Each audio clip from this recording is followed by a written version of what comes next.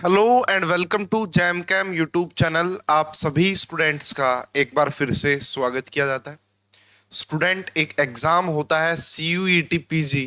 बहुत सारे बच्चों को हो सकता है कि इस एग्जाम के बारे में पता हो, लेकिन काफी ऐसे स्टूडेंट हैं जो अभी BSc के अंदर है, BSc की पढ़ाई कर रहे हैं और फ्यूचर में उनको मास्टर डिग्री करनी है, उनको MSc करनी है। तो उन सभी के लिए इस एग्जाम के बारे में जानना बहुत ज्यादा जरूरी है और इसकी प्रिपरेशन टाइम से करना बहुत ज्यादा जरूरी है। तो इस वीडियो में हम डिस्कस करेंगे CUET PG 2025 में जो ये एग्जाम होगा, है ना, उसके बारे में डिस्कशन करेंगे। और CUET PG का मतलब क्या होता है, एलिजिबिलिटी क्राइटेरिया क्या होता है, एप्लीकेशन फॉर्म कब आते हैं, एग्जाम कब होता है, एग्जाम पैटर्न क्या होता है, सब कुछ सारी डिटेल्स के बारे में बात करेंगे। फिलहाल यहाँ पे मैं MSc केमिस्ट्री के बारे में ज्यादा डिस्कशन करूंगा, केमिस्ट्री पॉइंट ऑफ व्यू से। लेकिन बाकी जनरल इंफॉर्मेशन आप ले सकते हैं, जैसे कि आपका एप्लीकेशन फॉर्म कब आते हैं, ऑफिशियल वेबसाइट क्या, सब। देखिए यहाँ पे लिखा हुआ है CUET PG। तो CUET का मतलब होता है कॉमन, सी का मतलब होता है common university entrance test, common university entrance test. और PG का मतलब होता है पोस्ट ग्रेजुएट।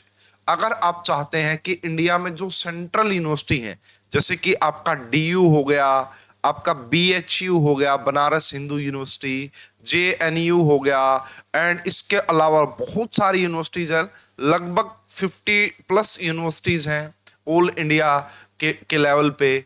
अगर आप वहां पे मास्टर डिग्री करना चाहते हैं, MSc करना चाहते हैं, तो आपको ये एग्जाम क्रैक करना पड़ता है। इसका जो स्कोर कार्ड आपको मिलता है उसी के बेसिस पे आपका एडमिशन होता है। पहले क्या होता था, हर एक यूनिवर्सिटी अपना अलग से एंट्रेंस टेस्ट कंडक्ट करवाती थी, बट अब आपको एक ही एंट्रेंस टेस्ट देना है जो कि है CUET PG। और उसका जो स्कोर कार्ड आएगा उसी के बेसिस पे आप बहुत सारी जो आपका नेशनल यूनिवर्सिटीज हैं वहां पे आप एडमिशन ले सकते हैं। तो CUET PG का जो एग्जाम होता है, पहले ये एग्जाम जो होता था वो जून जुलाई में होता था, बट लास्ट ईयर से आपका चेंज कर दिया गया है। ये जो एग्जाम है वो मार्च मंथ में होता है, ठीक है। यानी कि 2025 के मार्च मंथ में या अप्रैल मंथ में आपको CUET PG का एग्जाम देखने को मिलेगा। तो सारे डिटेल्स के बारे में डिस्कशन करेंगे। अभी ऑफिशियल कोई नोटिफिकेशन नहीं है 2025 को लेके, बट हम लास्ट ईयर की जो जो ऑफिशियल चीजें हैं उनको रेफरेंस मान के समझेंगे, उनसे आइडिया लेंगे कि कैसे कैसे चीजें आपका रहेंगी CUET PG 2025 के लिए। उससे पहले मैं आपको बता देना चाहता हूं, अगर आप CUET PG MSc केमिस्ट्री की प्रिपरेशन करना चाहते हैं तो हमारी ऐप का नाम है पढ़ रहे केमिस्ट्री। वीडियो के डिस्क्रिप्शन में आपको ऐप एंड वेबसाइट दोनों का लिंक मिल जाएगा। CUET PG 2025 की अगर आप तैयारी करना चाहते हैं तो इस ऐप पे कोर्स अवेलेबल है, जिसमें आपको रिकॉर्डेड वीडियो लेक्चर मिलते हैं, असाइनमेंट मिलती है, प्रीवियस ईयर पेपर का सॉल्यूशन जो कि बहुत ज्यादा इंपॉर्टेंट होता है, 2019 से लेके एंड 2024 तक के जो लास्ट आपका 5 इयर्स के पेपर है उनका डिटेल वीडियो सॉल्यूशन आपको यहाँ पे मिल जाएगा। टेस्ट सीरीज भी आपको मिलती है और आपकी प्रिपरेशन के दौरान आपको कोई भी प्रॉब्लम आती है तो मेंटरशिप भी आपको मिलती है, जिससे कि आप आइडिया लगा सकते हैं। फीस काफी ज्यादा अफोर्डेबल हम रखते हैं, इस कोर्स की काफी अफोर्डेबल फीस है। एंड ज्यादा इंफॉर्मेशन के लिए आप इन दोनों नंबर पे कांटेक्ट कर सकते हैं अगर आपको कोई भी इंफॉर्मेशन चाहिए। तो स्टूडेंट, सबसे पहले हम इंपॉर्टेंट डेट का आइडिया ले लेते हैं कि एप्लीकेशन फॉर्म कब आते हैं CUET PG के, है ना। तो हम 2024 का आइडिया लेंगे। तो देखिए 26 दिसंबर का, देखिए जो CUET PG है इसका एग्जाम कंडक्ट करवाया जाता है NTA के द्वारा, नेशनल टेस्टिंग एजेंसी के द्वारा ये एग्जाम कंडक्ट करवाया जाता है। तो यहाँ पे देखिए पिछली बार 26 दिसंबर को, 26 दिसंबर 2023 को आपका एप्लीकेशन फॉर्म आए थे, 26 दिसंबर 2023। तो मान के चल सकते हैं कि दिसंबर 2024, यानी कि दिसंबर का मंथ चल रहा है, 2 दिसंबर को मैं ये वीडियो बना रहा हूं। मोस्ट प्रोबेबली इस मंथ के लास्ट में या फिर जनवरी के 15 तक, जनवरी 15 जनवरी तक आपको आपका एप्लीकेशन फॉर्म देखने को मिल सकते हैं, यानी कि दिसंबर 2024। पिछली बार 26 दिसंबर 2023 को देखने को मिले थे। तो यहां पे आप देख सकते हैं 26 दिसंबर से 24 जनवरी तक आपको एप्लीकेशन फॉर्म फिल करने का टाइम दिया गया था। एंड उसके बाद जो एग्जाम डेट थी स्टूडेंट नोट कर लीजिए, जो आपका एग्जाम डेट थी वो 11 मार्च से लेके और 28 मार्च तक आपके एग्जाम हुए थे। 11 मार्च से लेके 28 मार्च आपके एग्जाम हुए थे। कहने का मतलब जो आपका एग्जाम होगा इस ईयर वो भी आपको मार्च 2025 में देखने को मिलेंगे। सभी जो सब्जेक्ट है उनका अलग अलग एंट्रेंस होता है अलग अलग डे को, ठीक है, वो आपको बाद में बता दिया जाता है बिल्कुल डिटेल में कि कब आपका आएगा। उसके बाद भाई देखो आंसर की चैलेंज भी होगा, वो आपका सारा बाद का प्रोसीजर है। तो यहां से जो मेन चीज हम नोटिस कर सकते हैं, एक तो ये कि दिसंबर लास्ट में आपको एप्लीकेशन फॉर्म देखने को मिलते हैं और मार्च में आपका एग्जाम देखने को मिलता है, सीयूईटी पीजी एग्जाम, है ना, सीयूईटी पीजी के लिए। उसके बाद देखिए जनरल पेपर पैटर्न के बारे में हम आइडिया ले लेते हैं कि पेपर पैटर्न आपका क्या रहता है। तो चेंजेस किए गए हैं लास्ट ईयर से ही इसमें 2024 में। तो यहां पे देखिए पहले क्या होता था ना, पार्ट ए भी आता था जिसमें बेसिक मैथमेटिक्स, इंग्लिश, इनके 25 क्वेश्चंस होते थे। बट लास्ट ईयर से पहली बात देखिए, जो आपका ड्यूरेशन ऑफ एग्जाम होता है वो 105 मिनट का होता है। 105 मिनट टोटल आपको टाइम मिलता है और 75 क्वेश्चंस आते हैं। पहले 100 क्वेश्चंस आते थे और जिनमें से 75 क्वेश्चन सब्जेक्ट के होते थे, 25 क्वेश्चन आपका जनरल पार्ट के होते थे। बट 2024 में जो आपका एग्जाम आया था वहां पे सिर्फ 75 क्वेश्चंस पूछे गए थे और वो भी आपका सिर्फ और सिर्फ केमिस्ट्री के पूछे गए थे, यानी कि जो भी आपका सब्जेक्ट है उसी के पूछे गए थे। अब कोई जनरल पार्ट यहां पे देखने को नहीं मिलता है, ठीक है। उसके बाद देखिए भाई यहाँ पे लिखा हुआ है एमटेक या फिर हायर साइंस जो है वो सिर्फ इंग्लिश लैंग्वेज में ही आपको पेपर देखने को मिलेगा। तो एमएससी केमिस्ट्री का जो पेपर होता है वो इंग्लिश लैंग्वेज में ही देखने को मिलता है, ठीक है। उसके बाद देख सकते हैं भाई सिलेबस जो है आपका वो मैं अलग से दिखा दूंगा कि सिलेबस आपको क्या मिलेगा। तो यहां से नोटिस करने वाली बात ये है कि जो आपका पेपर पैटर्न होता है सारे के सारे एमसीक्यू टाइप के क्वेश्चन होते हैं और 75 क्वेश्चन आपसे पूछे जाते हैं और 75 के 75 आपका केमिस्ट्री के ही क्वेश्चंस होते हैं, केमिस्ट्री से बाहर नहीं पूछा जाता। उसके अलावा देखिए यहाँ पे भाई अगर आप एक क्वेश्चन ठीक करते हैं तो आपको 4 मार्क्स मिलते हैं। अगर आप इनकरेक्ट रिस्पॉन्स करते हैं तो 1 मार्क्स आपका काट भी लिया जाता है, यानी कि हम ये बोल सकते हैं 1/4 नेगेटिव मार्किंग यहाँ पे रहती है। 1/4 नेगेटिव मार्किंग आपको देखने को मिलती है। Examination will be conducted on multiple days, तो वो सारी बातें वो बाद की बातें हैं।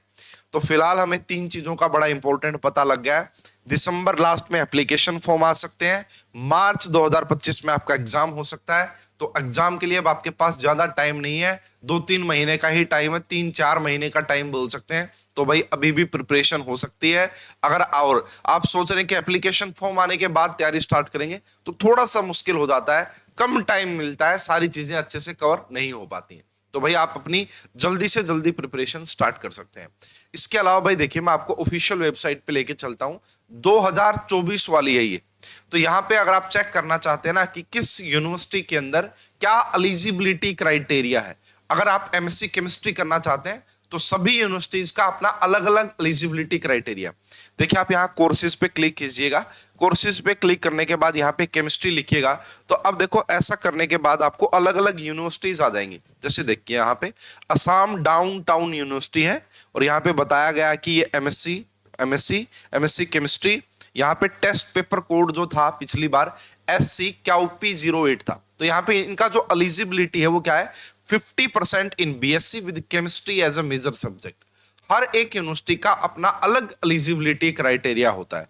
अब जैसे यहां से आपको आइडिया भी लग जाएगा कि कितनी यूनिवर्सिटीज हैं, तो आप देख सकते हैं, देखो बहुत सारी यूनिवर्सिटीज हैं यहाँ पे। जैसे अगर मैं बात करता हूँ BHU की, Banaras Hindu university, MSc chemistry ये रहा। तो ये क्या मांगते हैं, ये मांगते हैं या तो बीएससी ऑनर्स हो या फिर BSc under 10+2+3 pattern scoring A minimum 50% marks in aggregate in science subject, 3 years BSc course, the subject with admission short with honours. तो यहाँ पे बताया गया भाई बीएससी अगर आपके पास है तो आप एलिजिबल है। हर एक यूनिवर्सिटीज का अलग एलिजिबिलिटी क्राइटेरिया रहता है। जैसे अगर मैं यहाँ पे आपको डीयू के बारे में बताऊं, दिल्ली यूनिवर्सिटी भी इसी का पार्ट है और जितनी भी सेंट्रल यूनिवर्सिटी है, जैसे सेंट्रल यूनिवर्सिटी ऑफ हरियाणा, तो यहाँ पे आप देख सकते हैं central university of Himachal Pradesh MSc chemistry 50% marks होने चाहिए आपका। बैचलर्स के अंदर केमिस्ट्री एक मेजर सब्जेक्ट होना चाहिए तो आप एलिजिबल है। इसी प्रकार आपको यहाँ पे डीयू दिल्ली यूनिवर्सिटी देखने को मिलेगी एंड इसके अलावा आपको और भी बहुत सारी यूनिवर्सिटीज देखने को मिल सकती हैं। Universities of Delhi MSc chemistry के लिए जो एलिजिबिलिटी क्राइटेरिया है, bachelor's degree in chemistry from recognised university, 2 paper mathematics के दिए हुए होने चाहिए आपको एंड कैंडिडेट मस्ट हैव 10+2 और इक्विवेलेंट मैथमेटिक्स। तो ये भाई आपके पास मैथमेटिक्स का होना भी बड़ा जरूरी यहाँ पे रहता है। या फिर bachelors degree in physical science with at least 2 courses in mathematics, तो यहाँ मैथमेटिक्स को प्रेफरेंस दी जाती है। तो इस प्रकार देखिए आप ऑफिशियल वेबसाइट पे जाके एलिजिबिलिटी क्राइटेरिया देख सकते हैं। हर एक यूनिवर्सिटी का अपना अलग एलिजिबिलिटी क्राइटेरिया रहता है। अब अगर हम बात करते हैं कि सिलेबस क्या है, देखिए भाई सिलेबस चेंज होता रहता है, लेकिन मोस्ट प्रोबेबली सही आइडिया जो है ना, अब यहां से आप डाउनलोड कर सकते हैं इसको, केमिस्ट्री SC QP 08 का ऑलरेडी मैंने डाउनलोड किया हुआ है। ये एज इट इज जो दिल्ली यूनिवर्सिटी का ग्रेजुएशन के वो होता है। देखो क्वेश्चन पेपर 75 क्वेश्चंस आएंगे, ऑल कंपलसरी है, बाईलैंग्वेज मिलेंगे भाई, सॉरी मैंने वहां पे कहा इंग्लिश ओनली, बाईलैंग्वेज क्वेश्चंस आएंगे भाई, ये बात ध्यान रखना, बाईलैंग्वेज क्वेश्चंस होते हैं।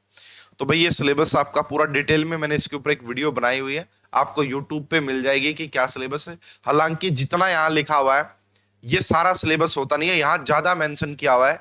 सही में जो सिलेबस का आइडिया लगता है वो पिछले 5 साल के प्रीवियस ईयर को देखने से लगता है। जैसे अगर मैं आपको बताऊं कुछ टॉपिक जो यहाँ पे मेंशन है लेकिन उनसे कभी क्वेश्चन आते नहीं है, जैसे ऑर्गेनिक केमिस्ट्री की मैं बात करता हूँ, यहाँ पे देखिएगा ऑर्गेनिक केमिस्ट्री से मैं आपको आइडिया देता हूँ। यहाँ पे ऑर्गेनिक केमिस्ट्री में यहाँ मास स्पेक्ट्रोमेट्री भी मेंशन की गई है, बट मास स्पेक्ट्रोमेट्री से कभी क्वेश्चन आया नहीं है ना। तो काफी चीजें ऐसे लिखी हुई हैं, देखो यहाँ पे लिखा हुआ है आपका C13 मेंशन किया गया, बट C13 से ज्यादा क्वेश्चन आते नहीं है। मास स्पेक्ट्रोमेट्री यहाँ पे मेंशन है लेकिन क्वेश्चन आते नहीं है। तो यहाँ पे कुछ ज्यादा डिटेल में लिखा हुआ है। सही सिलेबस का जो आइडिया है वो आपको प्रीवियस ईयर पेपर को एनालिसिस करके पता लगता है, या फिर जो ये कोर्स है इसमें जो मैंने चीजें कवर की हुई है वो मोर देन इनफ है, वो बहुत ही है। अगर आप उतना कर लेते हैं तो सफिशियंट है, इजिली आप एग्जाम को क्रैक कर सकते हैं बहुत अच्छे मार्क्स के साथ। ठीक है, तो भाई जो भी बच्चे CUET PG 2025 की प्रिपरेशन करना चाहते हैं बिल्कुल भी देरी ना करें, सारे डिटेल मैंने आपको बता दी है। और भाई चीजें सिलेबस बहुत बड़ा होता है, टाइम कम होता है, तो जितना जल्दी आप प्रिपरेशन स्टार्ट करेंगे उतना आपके लिए बेहतरीन रहता है।